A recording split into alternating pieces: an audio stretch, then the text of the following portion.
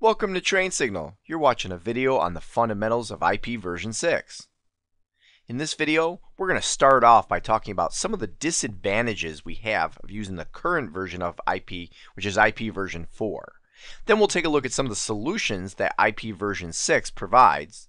Then we'll take a look at what an IP version 6 address looks like, and then we'll look at the different types of IP version 6 addresses that are available. One thing you need to know is that IP version 6 was developed to take on the challenges that today's growing technology has presented, which IP version 4 just can't keep up with. So here are some of the disadvantages of using IP version 4. The first one, and probably the most apparent, is that there's just not enough IP addresses available. This is something you may possibly already be aware of. There's been a lot of talk for many years about the possibility of running out of IP addresses. As a matter of fact, we would have run out of IP addresses years ago if it weren't for the implementation of technologies like Network Address Translation, or NAT. Now, while NAT allows us to make more efficient use of the IP addresses which are available, it's still just a temporary solution.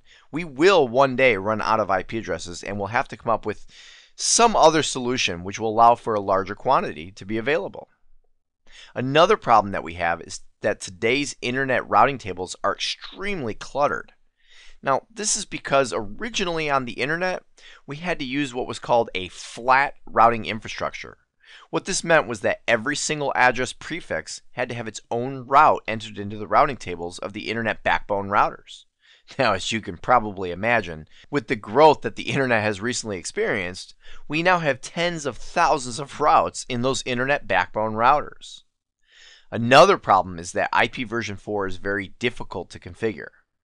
Now, after watching some of these other videos, it may not seem that way, but it really is. IP version 4 presented us with two options for configuring our devices, a manual option and an automated option. The manual option, which we used to have to do, requires that somebody go out to every single device and assign it its IP address.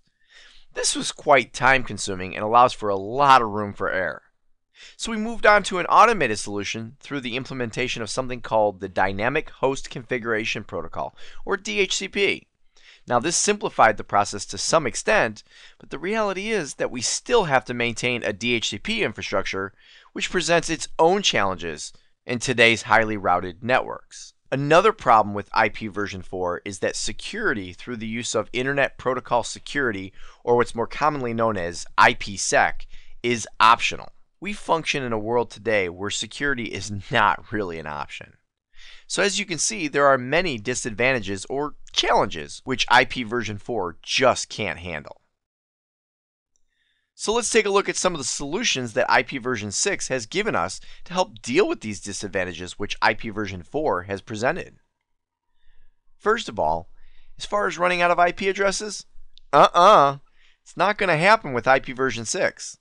The number of IP addresses available is a number larger than I know how to say. It's commonly presented as 3.4 times 10 to the 38th power. That is a huge number, and that is how many IP addresses are available with IP version 6. We are not going to be running out anytime soon.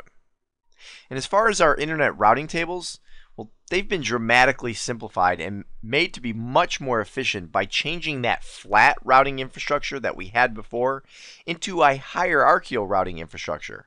This will make it much more scalable and will handle internet growth well into the future. How about this? IP version 6 gives us an easy and automated configuration solution. IP version 6 hosts have the ability to automatically configure their own IP configuration parameters without the presence of a DHCP infrastructure. Now, that's pretty cool. Now, as far as security, IP version 6 takes care of this problem as well. IP version 6 requires the presence of IPsec. It is no longer optional. So, really, as you would expect, IP version 6 addresses all of the challenges which we are currently presented with in IP version 4. So let's take a look now at what an IP version 6 address looks like. In IP version 6, our addresses are 128 bits long.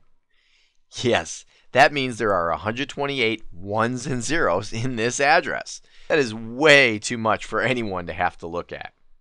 So what we're going to do is we're going to take the 128 bits that you see here, and we're now going to divide them into 16-bit chunks, then take those 16-bit chunks and convert them into a hexadecimal number, which gives us an IP address that looks like this.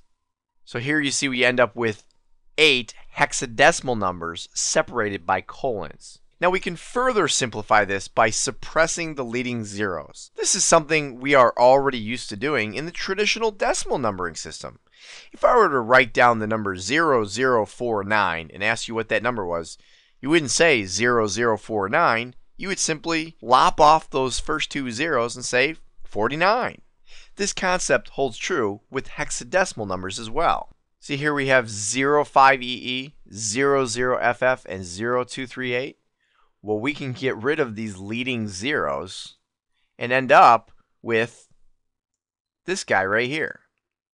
Okay, you'll notice the 5EE, we no longer have a 0 in front of it. FF no longer have the zeros, and 238 no longer have the zeros. Now there's still one more step. We can further compress this address by expressing a single contiguous set of blocks with a value of 0 into a double colon. So in the example I have here, let me get rid of some of that. You'll notice that we have right here in the middle, near the beginning, we have 3 zeros all in a row. What we can do is we can take that and turn that into a double colon to represent those zeros. And what we end up with is our final IPv6 address, which looks just like this. Now, if you're thinking that this is still more complicated than the average person can handle, well, it is. IPv6 was not designed for the average person to understand. IPv6 has been designed with such simplicity in its configuration that the only people who need to understand these addresses are the network administrators who are going to take the time to fully educate themselves on this technology.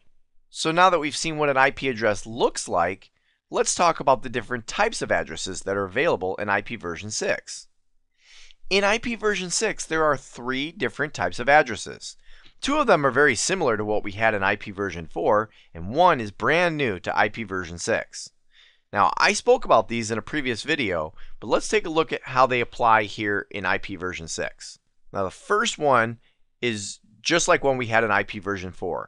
It's something called a unicast address. This address is used for one-to-one communication. One sender, one recipient. Now there are actually 3 different types of unicast addresses in IPv6, and they somewhat closely relate to the different types of unicast addresses we had in IPv4. The first one is known as a global address. The global address is what was previously known as a public IP address. These are addresses which are available to be used on the internet.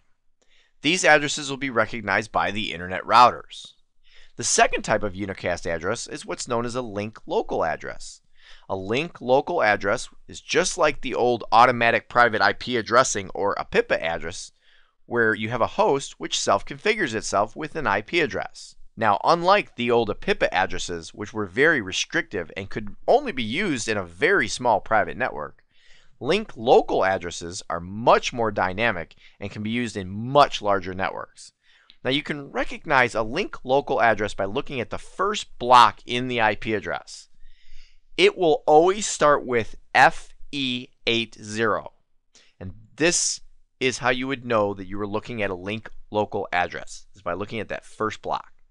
The third type of unicast address is a unique local address, and this is very similar to the old private IP addresses. I spoke about in a previous video about how in IPv4 there were certain blocks of addresses which were reserved for private use only and are not valid on the internet. Well, that is what a unique local address is in IPv6. There are 2 blocks which fall into the unique local address range. The addresses will always start with either an FC or an FD. So any IP address which starts with either an FC or an FD has been reserved for private use only and is not valid on the internet. Now, the second type of IP version 6 address is essentially identical to what we had in IP version 4. It's called a multicast address. A multicast address is used when we have one-to-many communication. This is where you have one sender and many recipients who all subscribe to that multicast IP address to receive the transmission. This is typically used with something like streaming audio or streaming video communications. Now, unicast and multicast addresses, as I said before, also existed in IP version 4. But the one new type in IP version 6 is the anycast address. This is an address which is used where we have one-to-one of many communication. Now, this is how it works. Basically, in an anycast environment, we have a set of interfaces known as the anycast group, which listens on the anycast address. So we have a group of devices which are all listening on the same address. When a host sends something to that address, the packet is then delivered to the anycast group member, which is closest to that host. So what happens here is we actually have one-to-one communication just like a unicast, but the one recipient is one of many recipients who all subscribe to the anycast address, which is just like a multicast. So anycast is kind of like taking unicast and multicast and bringing them together to create this new form of communication. So these are the three types of addresses which are available on an IP version 6 network. Well, that brings us to the end of this video, and at this point, you should now understand how IP version 6 solves the problems that we're currently facing with IP version 4, and you should know what an IP version 6 address looks like.